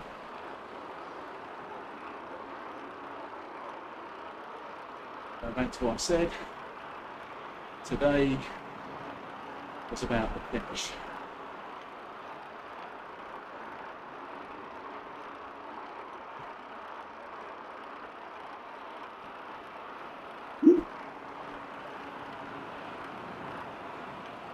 Very slow here. Oh my crap, I'm struggling so bad.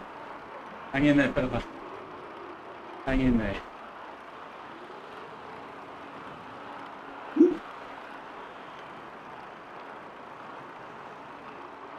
Yep, that happens.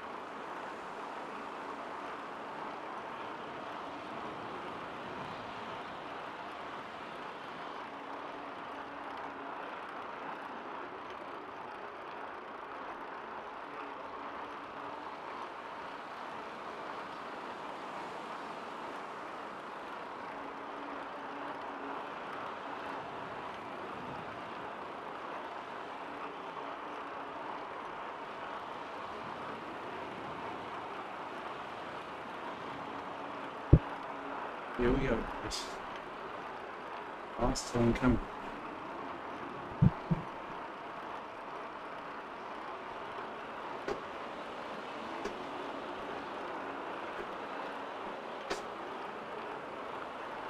Oh, boys and girls, obviously.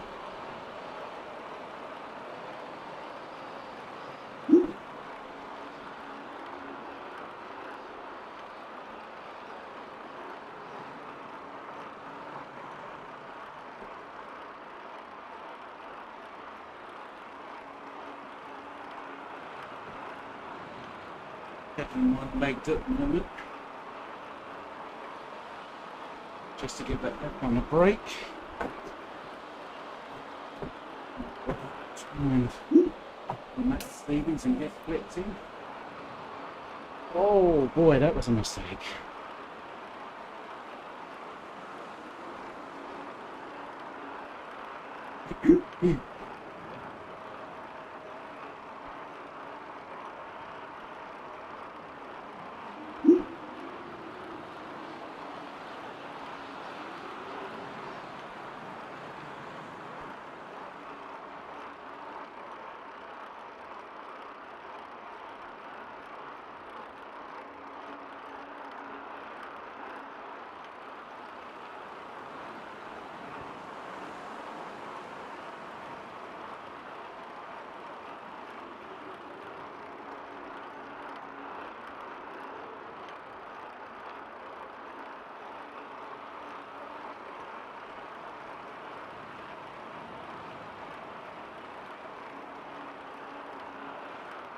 .34, 133, middle of aerobic.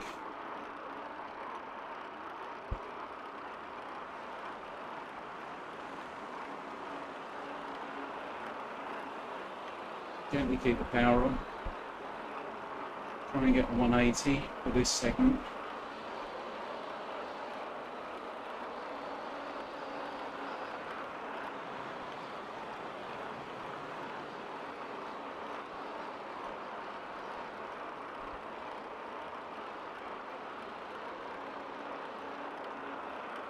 Of course, power isn't all about just grinding your way up.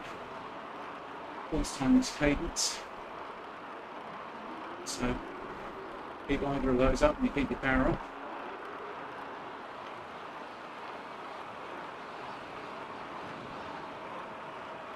Gear 5, 63 RPM. Not particularly high cadence, but it's a comfortable one for me.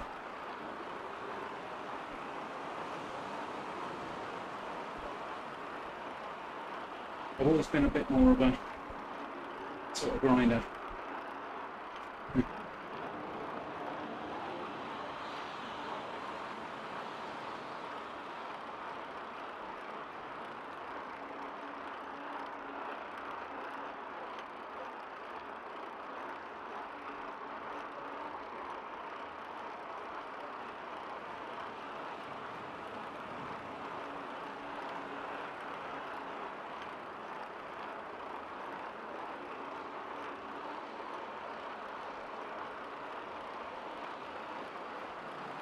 Most efficient cadence.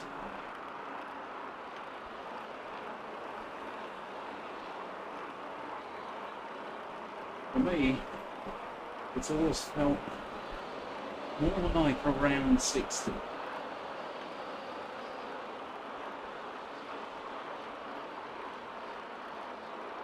Okay. Just on threshold.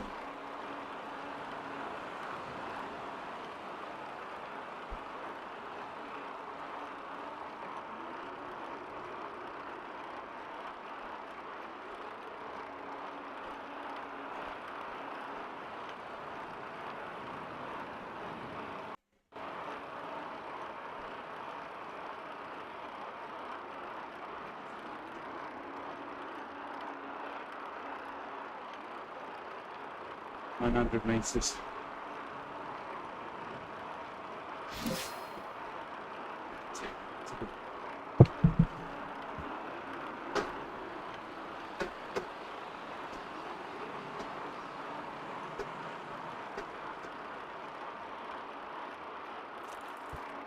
Oh yes.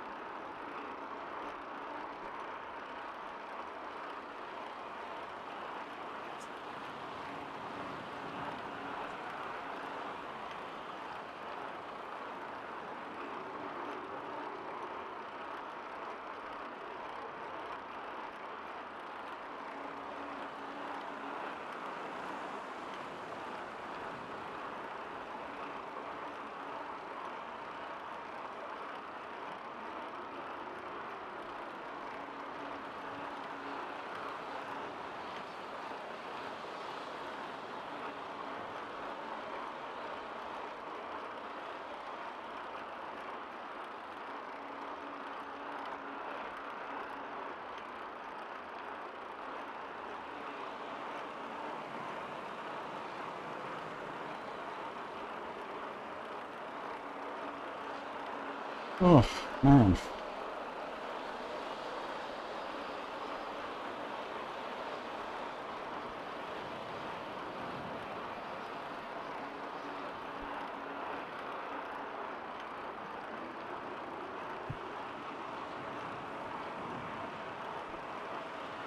Here we go. 600 meters left.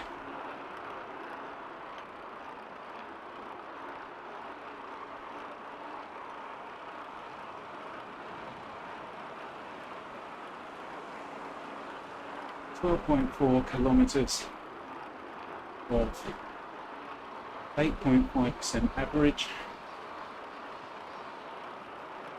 Aiming for 180 to 200 watts and largely achieving that. But more importantly, the goal was the top, which I believe is just around this here corner.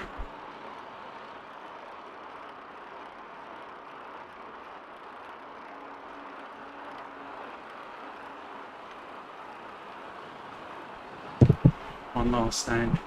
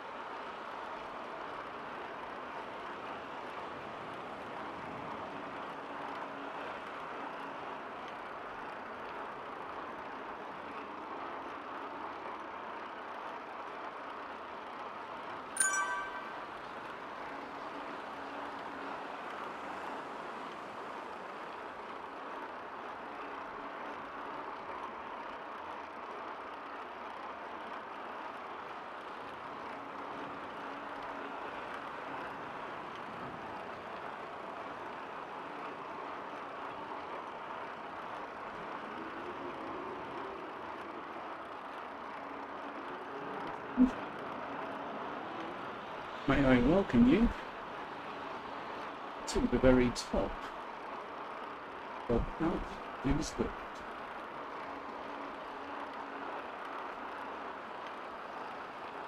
There it is. Hallelujah.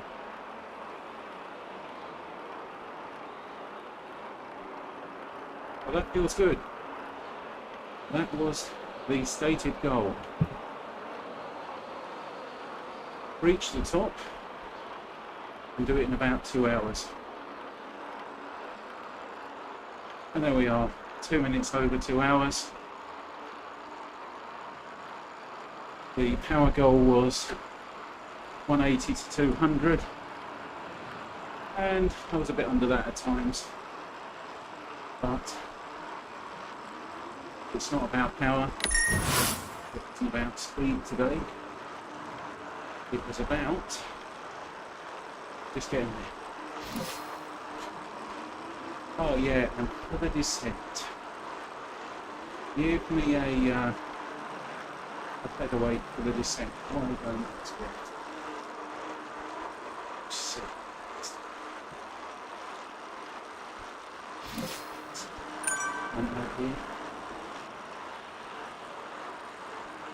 So, we going back now?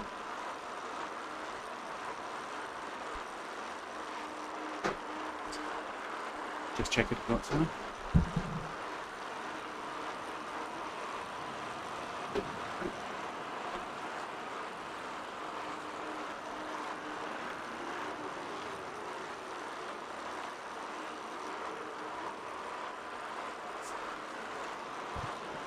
That will do you. Well, if you've watched any of this, thank you very much. Like as always, impact my advert. This has been Alpe Zwift, a full ascent, 48 out of 51, not dead last. I'll take that.